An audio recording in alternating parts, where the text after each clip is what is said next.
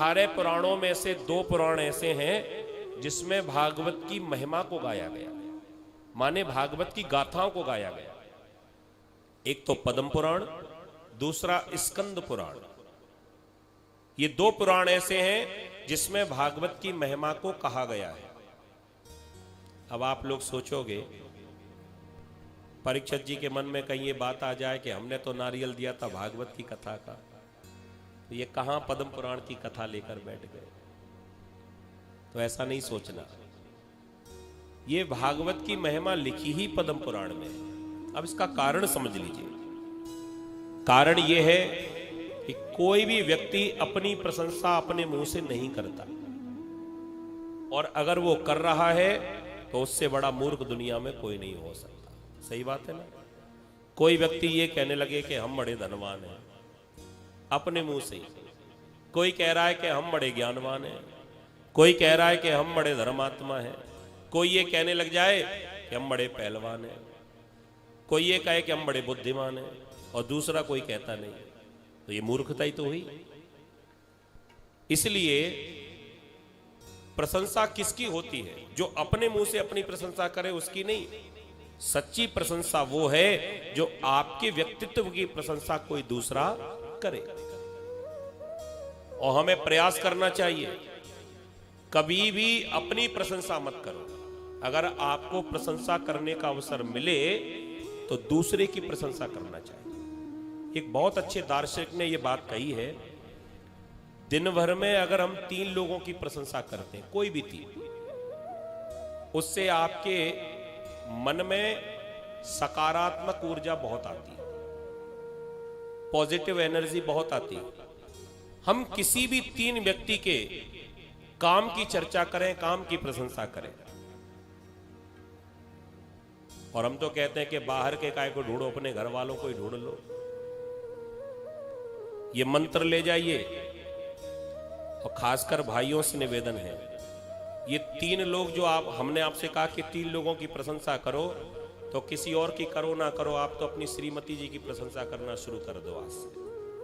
हम आपसे कहते हैं दावे से, आपके 1 महीने में पूरे घर में सकारात्मक ऊर्जा भर जाएगी। हाँ, आप निवेदन स्वीकार करिए। लेकिन समस्या कहां आती? समस्या यहां आती है कि हम लोग इतने कंजूस हैं, दुनिया भर के लोगों की प्रशंसा करके आएंगे।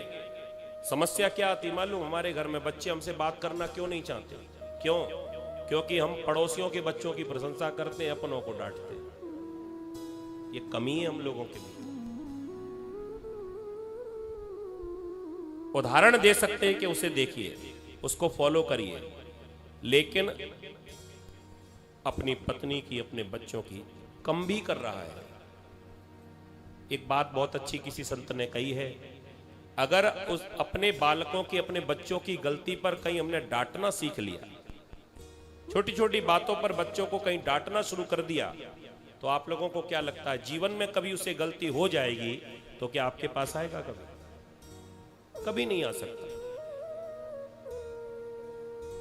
इसलिए अपने स्वभाव में इतना परिवर्तन लेकर आवे कि अगर बच्चों से कुछ गलती हो भी रही है तो निसंदेह निसंकोच वो हमारे पास ही चल कर आवे, और हमने डांट फटकार कर उसे ऐसा कर दिया, कभी भगवान ना करे कुछ गलती कर बैठा तो हमें छोड़कर दुनिया वालों को बता देगा, लेकिन मां बाप से नहीं कहेगा। और प्रशंसा करनी है अपने घर वालों की, अपने श्रीमती जी की, अपने जीवन साथी की, चाहे बहुत अच्छा ना करे, लेकिन फिर भी कहना सीख जाओ बहुत अच्छा भोजन बना है। श्रीमती जी भी हों, जो हम माताओं से भी निवेदन करते हैं, वो भी ये कहना सीख जाए कि आप जितना कर रहे हैं परिवार के लिए बहुत कर रहे हैं। ये शब्द कहना सीख जाइए आप। तो प्रशंसा की चर्चा चल रही थी। प्रशंसा कभी अपने मुख से अपनी नहीं करना चाहिए, दूसरे की करना चाहिए। तो पद्म पुराण और स्कंद पुराण, ये 2 पुराण ऐसे हैं जो भागवत की प्रशंसा कर रहे हैं। अब कोई दूसरा व्यक्ति प्रशंसा करे, इसका सीधा सीधा अर्थ यही है कि इसमें सच्चाई छुपी हुई। तो पद्म पुराण में ये कथा आती है 6 अध्याय में, जिसमें भागवत की महिमा को गाया गया। और ये 6 अध्याय में सबसे प्रारंभ में जो पहला श्लोक आया है भगवान के स्वरूप का वर्णन, ये भागवत के महात्म का पहला श्लोक है। आप लोग इसे बड़े ध्यान से सुनेंगे। सच्चिदानंद रूपाय विश्वोत्पत्त्यादि हेतवे तापत्रय विनाशाय श्री कृष्णाय वयं नमः। सच्चिदानंद रूपाय विश्वोत्पत्त्यादि हेतवे, भगवान कैसे हैं? सच्चिदानंद स्वरूप। सच्चिदानंद किसको कहते हैं? जो सदा आनंद देने वाला हो, हर स्थिति में भगवान से जुड़ा हुआ कोई भी काम बस प्रभु से जुड़ जाना चाहिए। आप हमेशा देखिए उसमें आनंद ही आनंद होगा। आज कलश यात्रा का दर्शन किया हमने, वहां से यहां तक चलकर आए, आनंद आया कि नहीं आया? आप लोगों को ईमानदारी से बताना। हमें तो आया ही, हम तो बैठे ही रथ पे थे और चलते आराम से। हम तो आप लोगों से पूछ रहे जो पैदल चल रहे थे।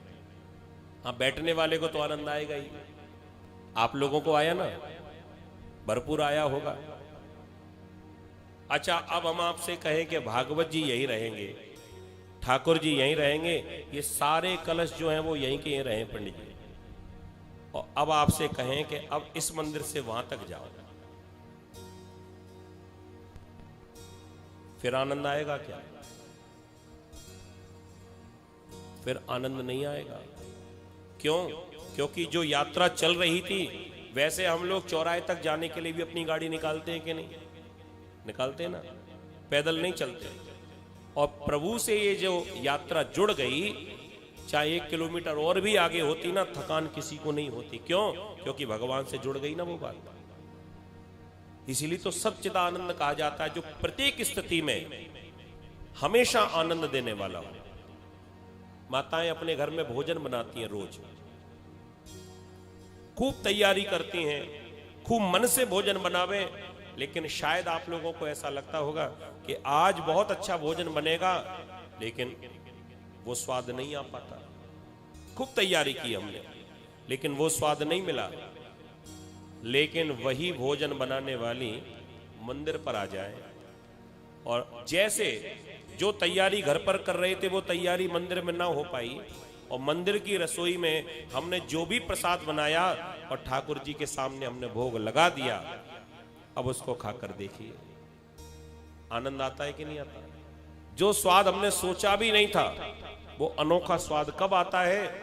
जब भगवान से वो भोग जुड़ जाता है। तो सच्चिदानंद, 3 शब्द जुड़े हुए इसमें, सत्य, चित और आनंद। सत माने सदा, चिद माने जो स्वयं सत्यवान हो, और आनंद तो आप लोग जानते ही हैं, जो सदा हमेशा के लिए आनंद देने वाला हो। ऐसे रूप कौन है?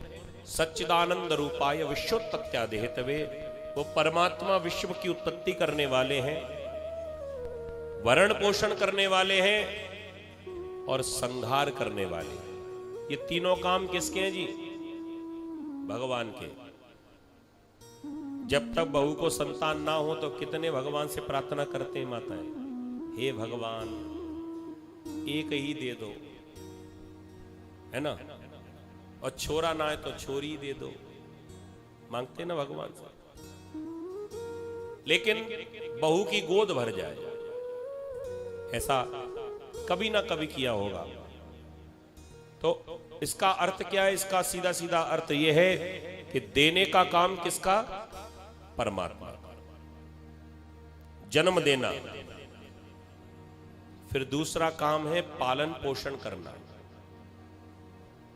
जब तक संतान नहीं थी, संतान की चिंता, भगवान से प्रार्थना की प्रभु दे दो, और बेटा हो गया, और बेटा ऐसा हुआ कि पढ़ाई लिखाई में बिल्कुल मन नहीं लगता उसका। अब फिर भगवान से मांगा, हे प्रभु इसकी बुद्धि सुधार दो, हे भगवान आप ही इसकी जीवन की नैया को पार लगा दो, ये तो सुनता नहीं। तो माने पालन पोषण करना किसका काम है? भगवान का।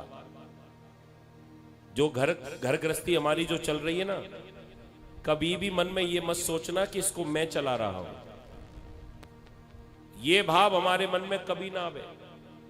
माताओं के भी कभी कभी मन में ये बात आ जाती, मैं अगर चली गई ना घर से तो पता चलेगा। जब तुम बहू बनकर इस घर में नहीं आई थी तब भी घर चल रहा था।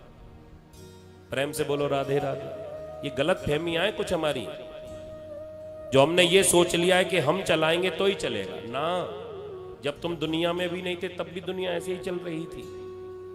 ये केवल हमने मान लिया है कि ये मैं कर रहा हूं, लेकिन कभी ये भाव हमारे मन में नहीं आना चाहिए। हाँ, ये विचार आ जाए कि भगवान ने हमको निमित्त बना दिया है कि ये सेवा तुम्हें करनी है, तो यही हमारा सौभाग्य के परमात्मा ने हमको ये सेवा दे दी है। करते हो तुम कन्हैया, मेरा नाम हो रहा है और मेरा आपकी कृपा से सब काम हो रहा है। ये भावना मन में होना चाहिए। तो कहने का अर्थ भरण पोषण करना भगवान के हाथ में। और तीसरा है संहार। मरने के बाद कहां जाते हैं? किसी रिश्तेदारी में चारपाई पर बूढ़े बाबा लेटे रहते थे, वो कहां गए? तो कॉलोनी वाले कहते वो तो गए भगवान के यहां।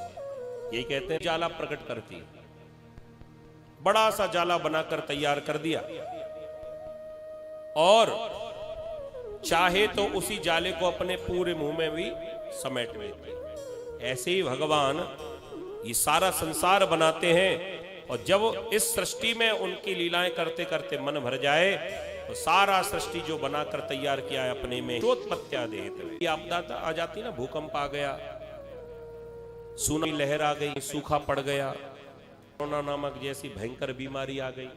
पोषण देख भो बिनेन्दो स्तम सर्वभूत हृदयं मुनिमान तोष्मि।